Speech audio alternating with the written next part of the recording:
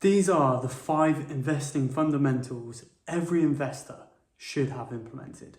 So if you're a new investor, then absolutely you should listen up and pay attention to these investing fundamentals, because even experienced investors sometimes forget them and get it wrong. So I will cover these principles in more detail so that you don't have to make those investing mistakes and you can get the basics right and take action and start investing right away. On top of that, I will touch on the key ingredient that absolutely catapults your potential returns when it comes to investing. And lastly, I will make you a recommendation on what subjects I think you should expand your knowledge on. So with that said, let's tackle the first of these principles. Keep your costs low, or aim for low fees.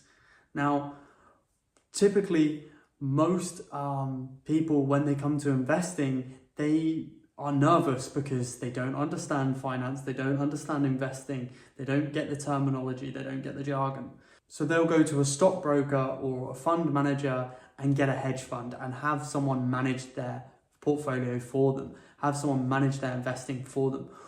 Or what they'll alternatively do is maybe just buy a few stocks here and there. Now, later I'll touch on why you shouldn't just stock pick, but for the purpose of this part, I'm just going to mention why I think low fees and index funds are the way to go. Because with index funds, you capture the lion's share of the market. You have thrown several eggs in loads of different baskets rather than just focusing on a few, select few. And with that, they are very, very low on fees, unlike hedge funds, where you could pay north of 1 to 2%, which might not sound like a lot, but over the time, if you keep your investment portfolio going long term, it's gonna eat into those returns massively.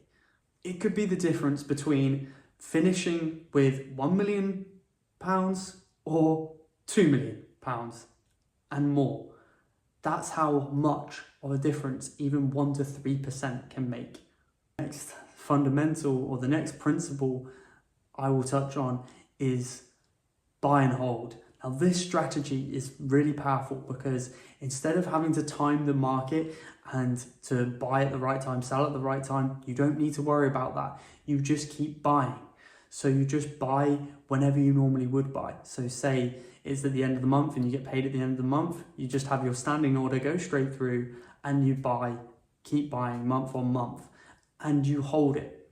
You hold it over the long term, because over the long term, index funds such as the S&P 500 has delivered a 10% return on average for the last 30 plus years. Next up is a sort of risk tolerance. So this is more behavioral, let's say, as in if you would put in £50 and you would lose that £50, if you'd be pissed about that, if you'd be upset about that, then maybe you shouldn't be putting in that much each month. Maybe you should lower it to maybe £25 or £10. The point being is put in what you're comfortable to lose each month. So if that's £10 each month and you don't mind if it goes up or down, you're happy to just put the £10 in and just see what happens each month, then do that.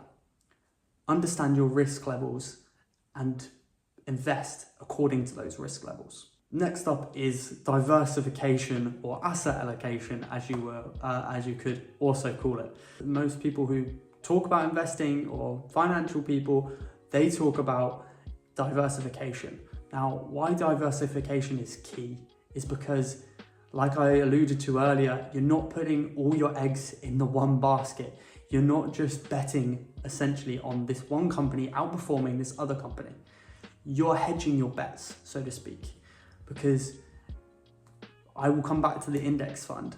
If you get an index fund such as the S&P 500, you have several companies that could do well for you, several companies that could become wins, rather than picking a few select few that you think will outperform others. Chances are you might not want to do the research, or you might not be aware of it.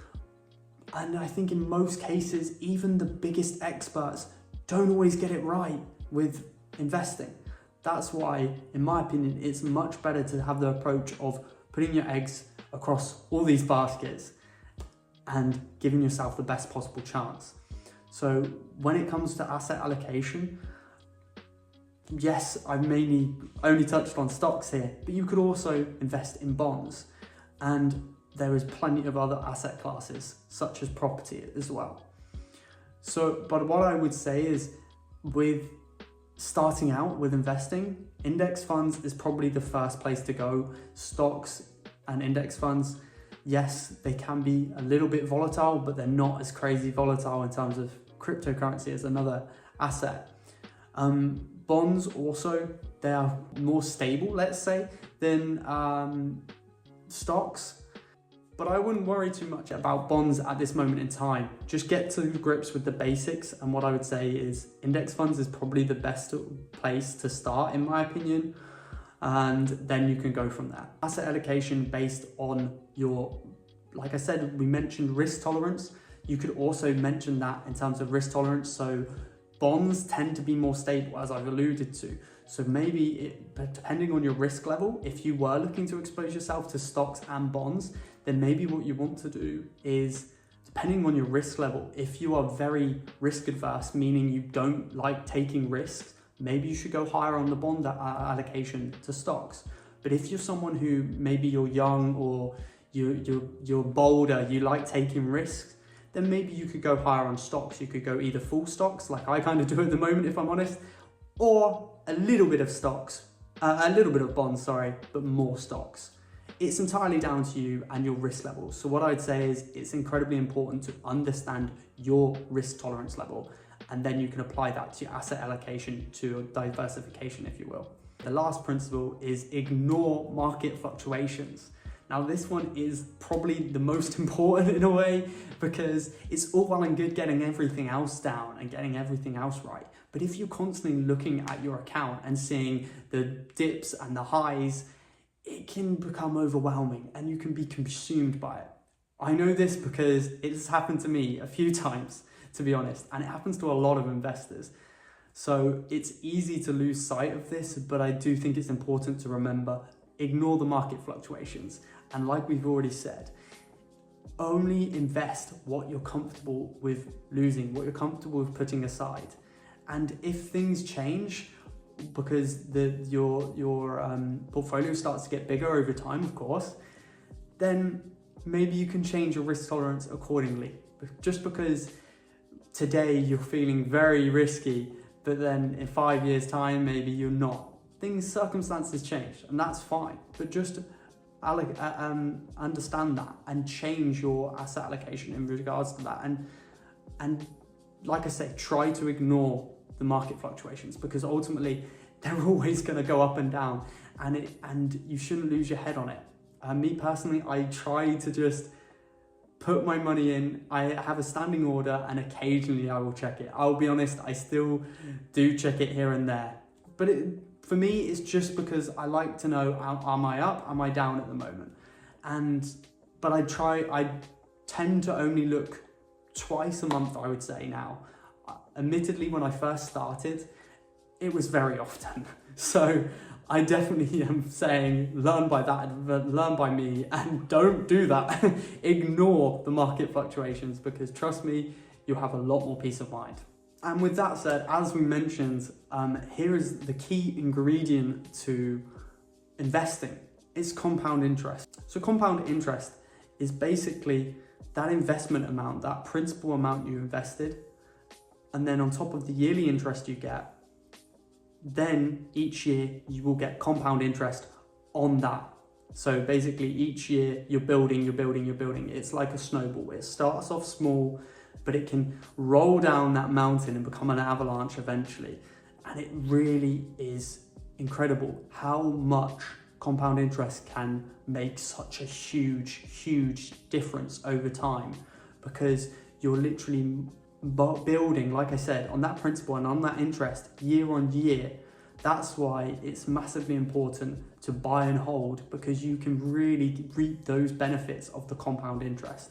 As I said, there is other asset classes. Whilst we've just touched investing with stocks and bonds predominantly, there are other asset classes such as property. So if you'd like to know more about property investing and different strategies you could implement around property investing, then watch this video next.